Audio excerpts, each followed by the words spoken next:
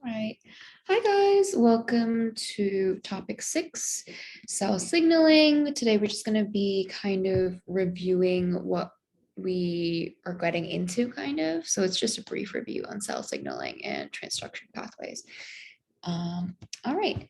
So signals are very different, very variant in what they could be. So they can be different shapes, different sizes.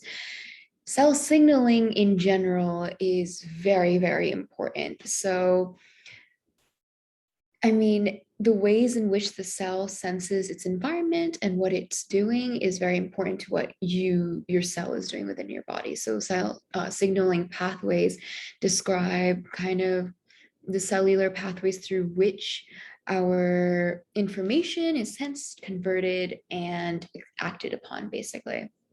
So getting into what signals can be, what these signals are, and what's being transduced. And then we're going to get into more of what cell signaling itself is doing, like the pathway. Different examples of things can be insulin.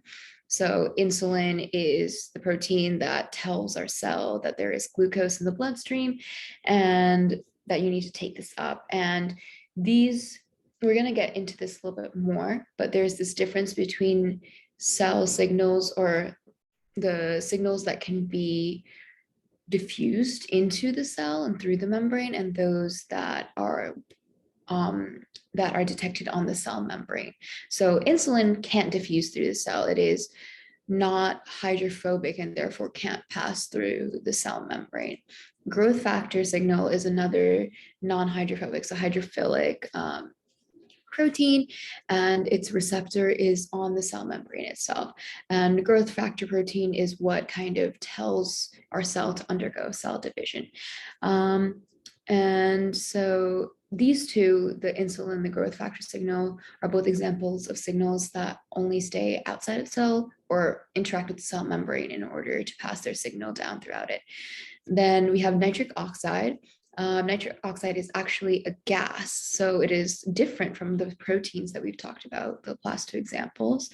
And it is found as a neurotransmitter, also in vascular tissue in order to cause dilation and all that good stuff. The reason why nitric oxide is able to diffuse through the cell membrane is because it's hydrophobic. The N and the O in this molecule have almost equal electronegativity, and that's why it has hydrophobic properties instead of hydrophilic, and it is able to pass through the cell membrane and interact within the cell. Steroid hormones are another example of signaling molecules that they have a variety of effects. Like in this picture, we have testosterone, estradiol, progesterone. They're all different steroid hormones, and they are all hydrophobic and are able to pass through that cell membrane and interact with receptors within our cell. So these cell membrane receptors can actually not only are they located on the cell membrane itself that surrounds the cell, it can also be like the nucleus membrane, and that's the ones that interact with the more hydrophobic signals. And then there are also other receptors that just exist within the cell. So we'll be focusing more on extracellular signals, but just to be clear, there are receptors within the cell, like the nucleus, and once these signals go through the nucleus and interact with transcription factors or interact with something within the cell, and that's how they function. But we will be focusing specifically on extracellular signals. So more on the cell surface receptors. So I don't know. yes. I just wanted to let, in case you didn't see, there is a question in the chat. Oh no, yeah, I can't. Yeah, somebody asked if growth factors can pass through. Do you mean No, growth factor signals cannot pass through. They are too big and they are hydrophilic. They cannot, they're just not hydrophobic proteins. They cannot go through the cell membrane. Hope that answers that question. If there's anything else, please let me know. Also, Athena, I can't see the chat, so if you don't mind just reading. I can let you know. Thank you so much. No problem. Okay. next part of it. So let's get more into the cell surface receptor because we will be focusing on these primarily during class. And so these cell receptors are located on the surface of the cell. We're talking more about the ones on our surface. They can be located both inside or on the surface. We've gone through this detail, but the ones that are located on the surface of the cell, they're kind of embedded within the membrane. So they are hydrophilic outside, hydrophobic inside. If you can see this picture, the parts that are within the phospholipid membrane are the hydrophobic portions of this cell surface receptor. And so when signals bind to the receptor, they're binding to this hydrophilic part, which is the whole reason why some proteins can go inside, some proteins can't, comes about. These signals bind to the receptor. The signal is transmitted through a change in transformation of this protein that's embedded, the cell surface receptor. And then this conformational change is what causes the action, like the signal to be transferred within the cell and a change to occur. So when the signal binds to the receptor, this change that's happening, that's what leads to the activity or the change within the cell. The signal is not physically transported within the cell. That is something very important to remember. The signal cannot, the signals that we are talking about that bind to the cell surface receptor, they're not physically going in and doing anything. It's a chain reaction that causes all of the following signal pathway to follow through, kind of. And this is what signal transduction is.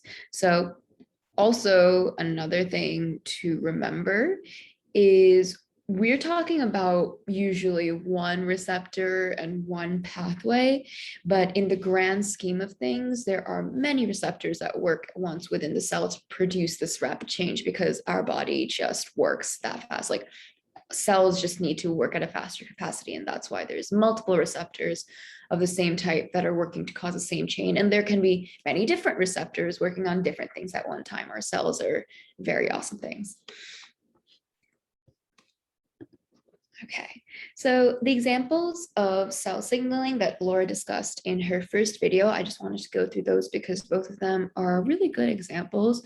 First one, we have the neutrophil, white blood cell, and bacterial interaction. Main points: bacteria release a chemoattractant, and the chemoattractant binds to the neutrophil surface receptors. And this is what causes the location happening. So chemoattractant is kind of any kind of chemical that is released, and within our cell, within the white blood cell, the neutrophil, the cell receptors kind of detect that chemoattractant, and that receptor again is what changes and causes our white blood cell to be able to move. A lot of the movement, the video, and Laura gets more into detail, so I kind of wanted to talk a little bit about it, but not too much. Feel free to ask questions as well on this concept. But what's happening is the white blood cell, when the chemoattractant binds to the receptor on the extracellular surface, it causes changes within the cytoskeletal network of the cell, and this allows for the white blood cell to move and change directions. We don't really go into how this is occurring because this is not what the class is about, but the E. coli changing directions is another really fun example of movement and modality and how signal transduction kind of works into it. So the E. coli changes directions using its flagella, but what happens is it can't move directions on purpose. It only changes where it's going based on a function called tumbling. And so what's happening basically is it detects the molecule of interest. In this example, it was glucose, sugar, glucose. And so what's happening is when the E. coli cell is in an area of high concentration chemoattractant or sugar in this case, it will resist, or it will inhibit the tumbling feature, and it will keep moving in the same direction. But eventually it will leave this area of high concentration of sugar into a lower concentration. And once this happens, the inhibition of the tumbling will cede, it will stop, and now tumbling features will reoccur, and this random motion will like kind of spur the E. coli back into the high concentration of sugar or whatever it's looking for. So chemotaxis is kind of the process of moving from a lower concentration of chemical attractant to a higher concentration, which is what the E. coli uses in order to get to the chemical of interest, and how it moves is kind of all based on that. So does anyone have any questions about the example? Feel free to like unmute, tell me to slow down, put yourself in the chat, anything.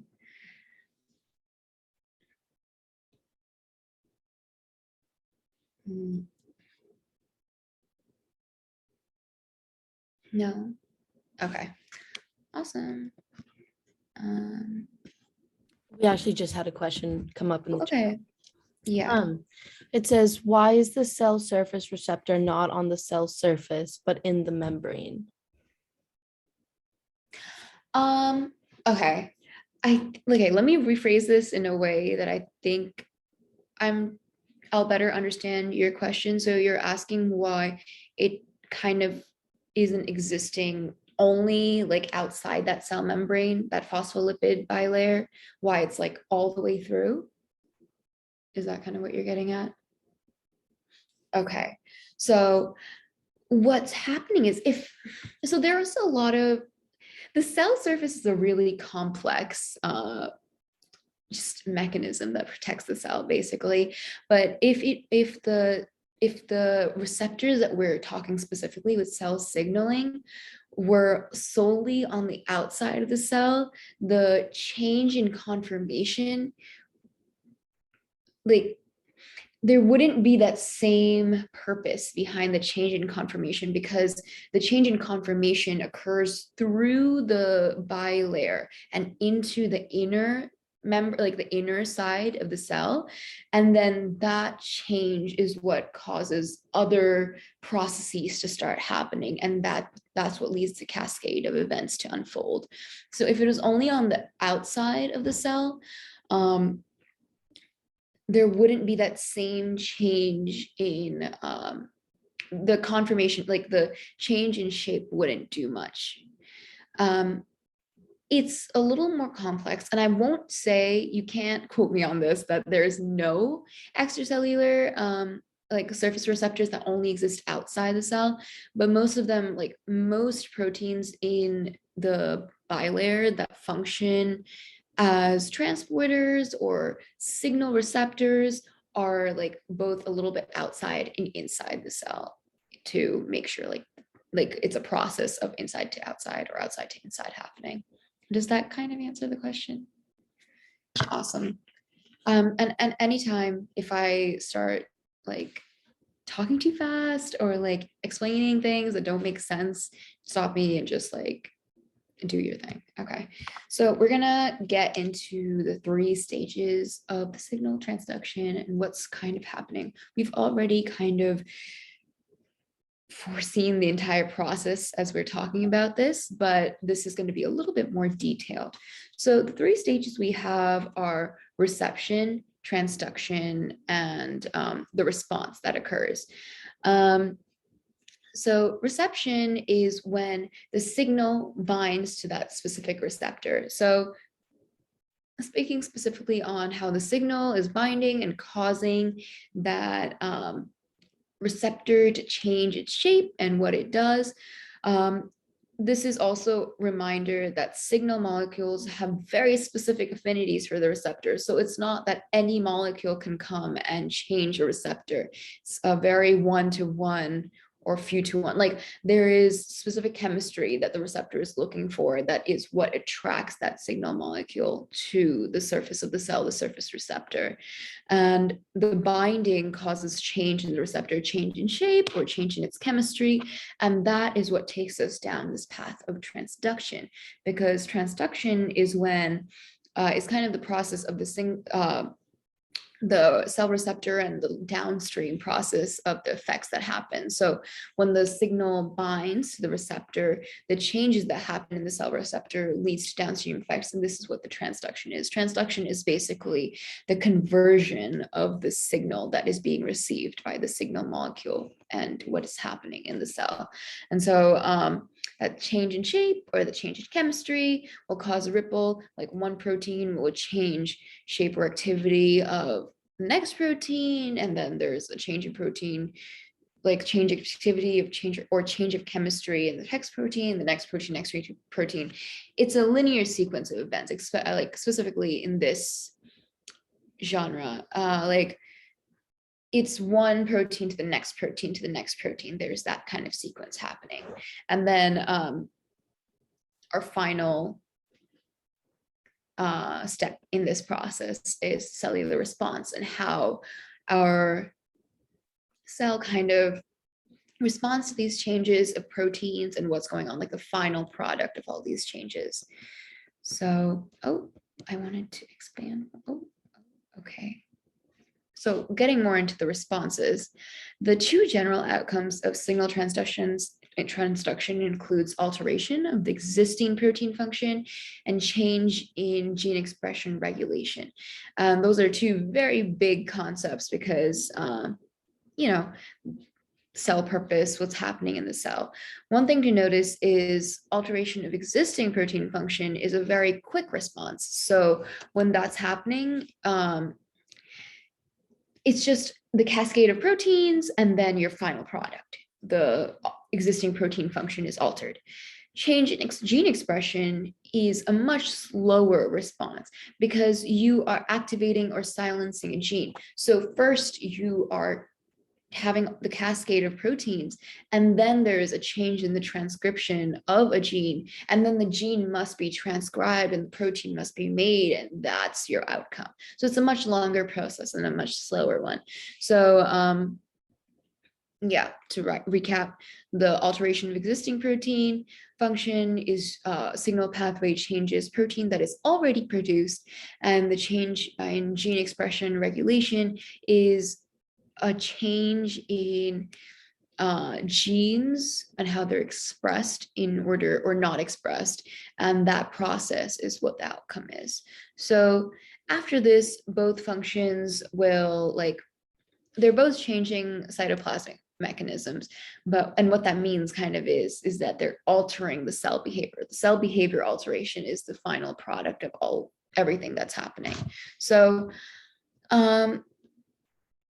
I think one thing that I really want to make clear is that both things can happen as a result of the same signal. It is not that like one signal will lead to one cascade and that cascade will either do this or this, like either do the slow response or the quick response. One signal molecule can cause a cascade that will result in both, just the other one, or like a combination that's happening. So just make sure that you don't think that just because one protein is doing one thing, it can't do another thing as well. And we'll get more into that later as we talk about it as well. That's the ends of my basic review on signal transduction. I have some practice questions. So is there any questions right now about the 3 steps and the outcomes that we can cover? I'll give it a second.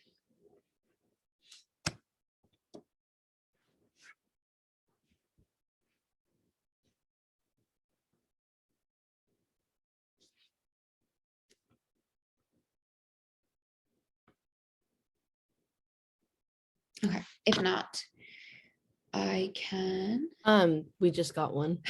I always do that. It's Okay. always like the second that. Yeah. It says, what would be an example of both pathways occurring at once? Let me get back to you on that one. It's just that specific signal molecules can result in both things happening. Often, I believe phosphorylation events that occur within the cell can have both a quick response and a slow response, but don't quote me on that. I will find an example and get back to you with that. Yeah, either now or while Athena is presenting. By the end of the thing, I'll have an example. All right, anything else? Sorry, that's like I'll get back to you later kind of answer, but any other material-based question? And if not, just put it in there anytime and we'll get back to it. Okay, I have a couple practice questions. They're more concept-based rather than actual things that you have to figure out or solve. Actually, the second one is, but why don't we go through the first one first? So either in the chat or you can unmute and say it. Why is signal transduction important?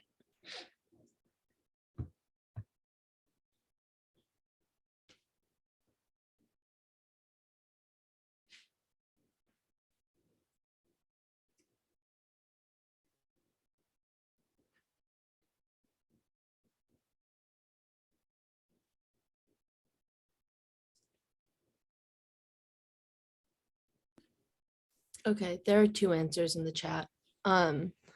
One says so that the cell knows when to carry out necessary functions, and the other says it helps tell a cell what to do or be aware of its environment. Yeah, both are completely right.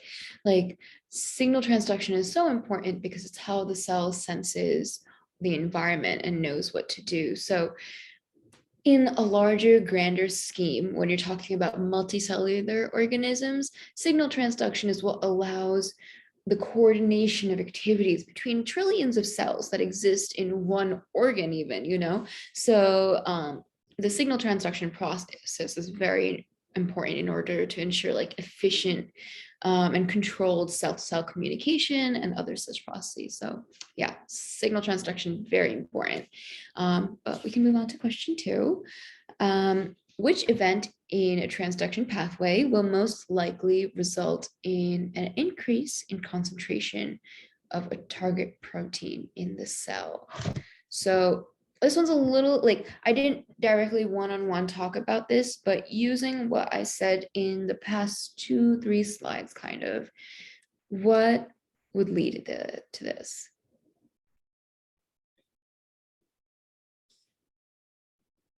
So there's one answer in the chat that says signal amplification. Yes, but it is signal amplification, but I'm also talking about one of the outcomes. So thinking about like the transduction steps and processes and outcomes, which of the outcomes would lead to an increase in concentration of a target protein in a cell? Another one says protein synthesis. Mm-hmm. So the slow response, the gene expression alteration, part of this pathway is what would cause an increase in concentration of a target protein, because that pathway is what leads to either the stopping or the, like, what am I saying? Activation expression, or hindrance of this process. So yes, that is the correct answer. And then last one, this is just to, if it helps, sometimes it helps me if I have a metaphor for what I'm learning. So take a couple seconds to like maybe find a good metaphor for a signal transduction pathway and how you understand it currently, because this metaphor can then be like kind of changed or like rewritten to understand the concept better. But share it in the chat, say it out loud, whichever you prefer.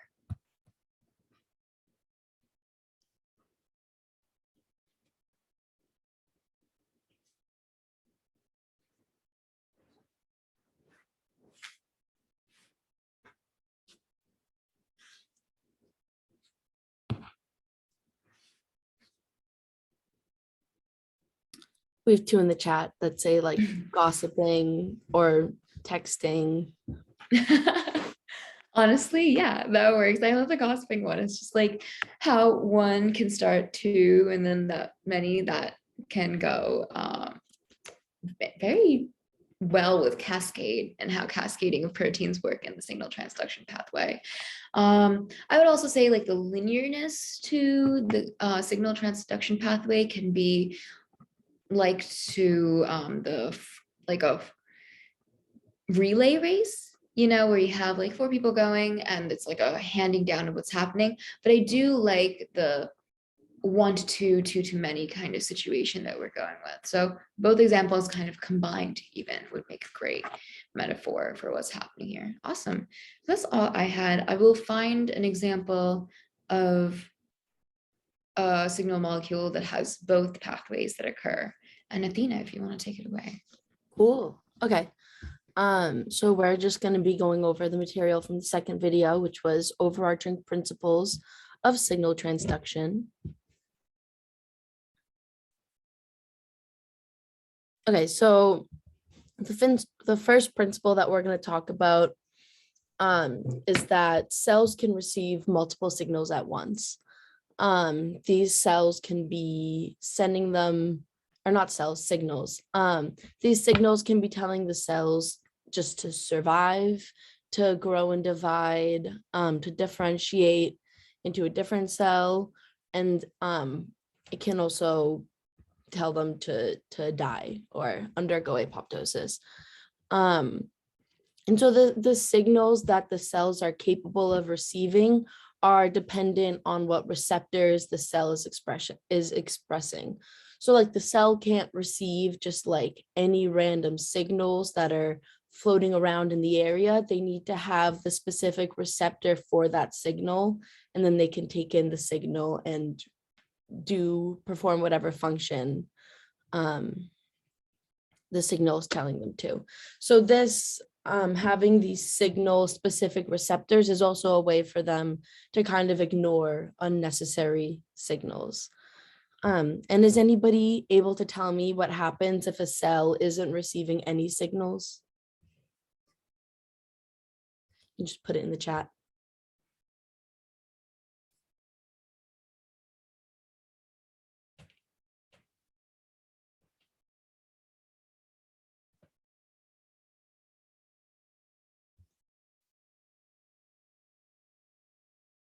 Okay, you can press again. This is the silly animated one. And then you can press twice or one more time. So basically, if a cell isn't receiving any signals, it's going to undergo apoptosis and the cell is going to die. So what we're seeing at the like the top picture, the cells are receiving signals to survive, to perform like survival functions. They're not like performing those actions on their own, basically. So if the cell stops receiving signals to survive, to carry out just the necessary functions, it's going to die. There are also like signals that can be received by a cell that can cause death, but also a lack of signals coming to the cell can cause death. We can move on. Perfect. Next, we're going to talk about how different types of cells can receive the same signal, and the signal will have different effects depending on the type of cell it's being received by. So I believe in her pre-recorded lecture, Laura talked about acetylcholine, but for this example, we're going to use adrenaline just so you can kind of have like two different examples to think of. So adrenaline is like a very important neurotransmitter, and it can be received by many cells in your body. So if it's being received by a heart muscle cell in your heart, it's going to increase the heart rate, right? Because adrenaline is like our fight or flight signal. It's something's happening and you need to prepare. So it's going to, if it's received by a heart muscle cell, it's going to increase the heart rate. If it's received by a lung cell, it's going to expand the air passages of the lungs so you can kind of take in more air. We're preparing for something bad. if it's received by the retinal or pupil cells, it's going to enlarge the pupil in the eye so you can kind of take in more light. So basically, I just kind of highlighted these to match the little picture on the side, just to like help with the visual. That like this input is the adrenaline. These processes you can think of as the cells, and the output are what I just went over. Okay, so we can move on. Yes. Now on to signal amplification. Basically just to explain why signal amplification occurs. So at the beginning of her video, Laura mentioned diffusion rate limiting kinetics, which if you have to take like chem and orgo, you'll get into this a lot more and it'll be really fun. But basically it's like reactions between two molecules or like a signal and a receptor. I just use molecule as the word because it's like more broad. They're limited by the amount of molecules that are present in the environment because, like the molecules are just kind of floating around in that environment in the cell. And the reaction's only going to occur when they're bumping into each other. So they're not like seeking out, like the signal isn't like seeking out the receptor. It's just going to like, the reaction will happen when they just by chance bump into each other. So if we, through signal amplification, have more of the necessary molecules present in the environment, we'll have a much higher probability of more reactions happening, and then we'll get more of our like target outcome if we have more of the stuff needed to make the reaction occur. So then we can go on to the next slide. And this is the example that she used in class, and I just kind of went through and labeled it. So it starts with the signal coming into the receptor, and we see the product is cyclic AMP or CAMP. So basically, when the signal is binding to the receptor, it's activating a protein that's going to activate the adrenal cyclase, which is what makes the CAMP. So our first step of amplification here is that we only have one signal binding to one receptor at the start, but a bunch of CAMP is made. So right there, we're having our signal be amplified. And then for our second step, CAMP is going to bind to the pKa, and this is going to activate it. And this step here is not an amplification step because we see that it's not like one CAMP is activating multiple pKa's. It's only activating one CAMP can only activate one pKa. So we're not seeing any amplification in this step. But then if we go on to the third step, each of the activated pKa's can then phosphorylate multiple of whatever its downstream target is. So this is another example of amplification because we're seeing one pKa can affect multiple targets. Phosphorylation is just adding a phosphate group to a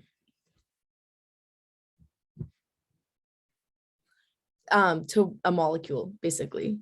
I don't know why the word molecule, it just like escaped my mind. Like if you think ADP, when it becomes, that's adenine diphosphate, and when it becomes adenine triphosphate, the phosphate group has been added, so it's been phosphorylated. Okay, we can go on. Oh yeah, actually, can you go back for a second? It's silly, but if you look at like down here where it has like the target protein phosphorylated by pKa, you can see that the little yellow thing is the phosphate group that's been added. Okay, now we can go on. So I believe the last principle that we're going to talk about is crosstalk, which basically means proteins can talk to other proteins. Different signal pathways can affect other pathways. The example that Laura talked about was that on the far right upper corner is disconnection from the extracellular matrix can cause inhibition of cell division, or it can cause programmed cell death. So basically, it's hard to point out specifically. So all I'm going to say is if you see horizontal arrows, yeah, that's going to be showing crosstalk between pathways. So it's like a step in one pathway. Any product that's made can then travel to another pathway. And I believe we get into this a lot more specifically at the end of the week. But whatever that product is can either upregulate or downregulate a pathway near it. Yeah, if it's a horizontal curved arrow, it counts, but not like a vertical curved arrow. Does that make sense?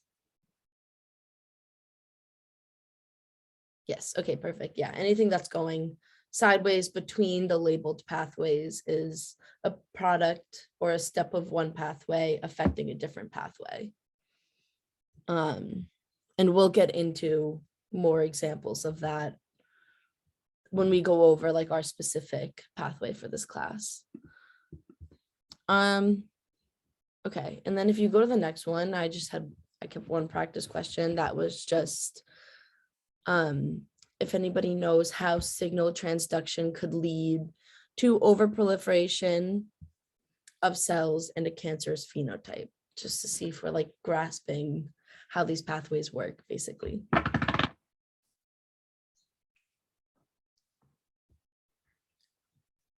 It's also totally okay if no one knows, because there's a lot going on. Yeah, so that is a possible option if the cell division signal is getting amplified, it's getting amplified too much. Then the cells will be getting too many signals to keep dividing. Another possibility could be like crosstalk between pathways. If one product or one step of one pathway upregulates the cell division pathway, then the cells will keep getting signals to be dividing. So yeah, there's a couple different ways. And then I think that's all I have. So does anybody have any questions over anything that I went over? Or just in general, because we're at the end. And I also did find an example a little bit more obscure. We'll be talking about protein kinases further on in this week, I believe. And so protein kinases are a great example of proteins that cause like signals that cause both a quick response and a slow response. So they will affect already made proteins and they like pre-existing proteins, and they will also affect gene expression, and they will alter that through phosphorylation, which we just talked about a little while ago. So that works out. But yeah, any other questions or anything?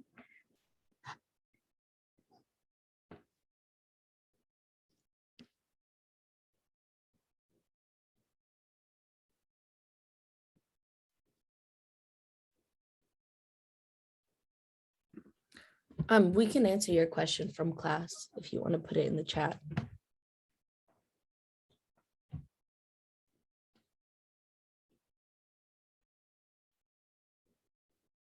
So the question is, what is one example where water enters the cell through an aquaporin? I don't know if I can think of, do you mean like an example pathway?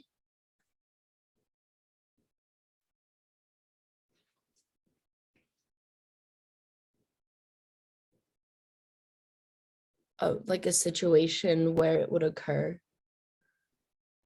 Is that like more of a thing in plant cells? Or am I making that up?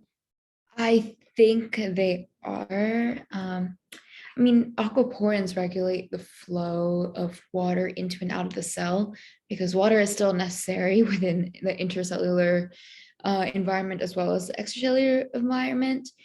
I think I can't think of any examples off the top of my head about aquaporins. I think it's just important to remember that aquaporins are important in order to maintain what I can think of best as the concentration. Why is this term escaping me right now? When there's solutes within the cell, but you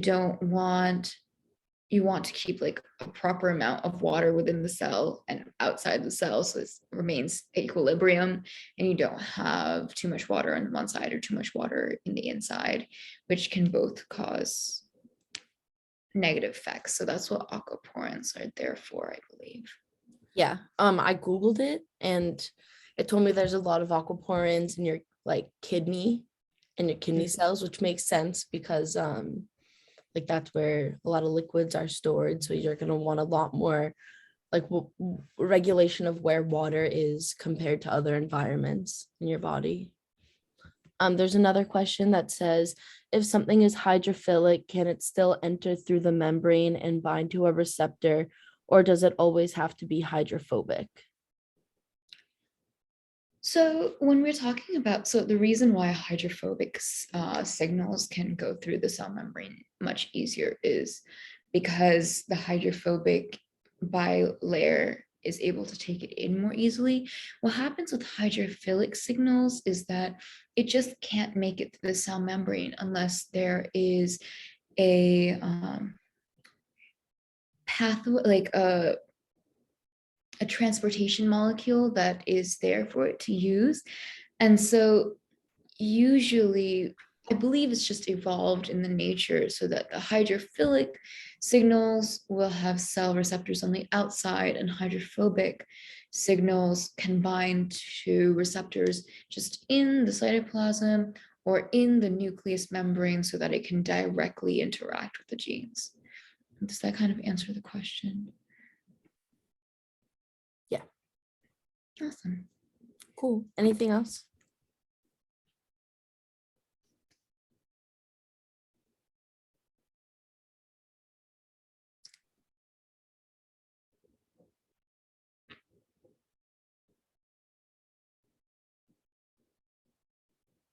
Okay, perfect. Bye, everyone. Thanks for coming. Bye. Stop recording.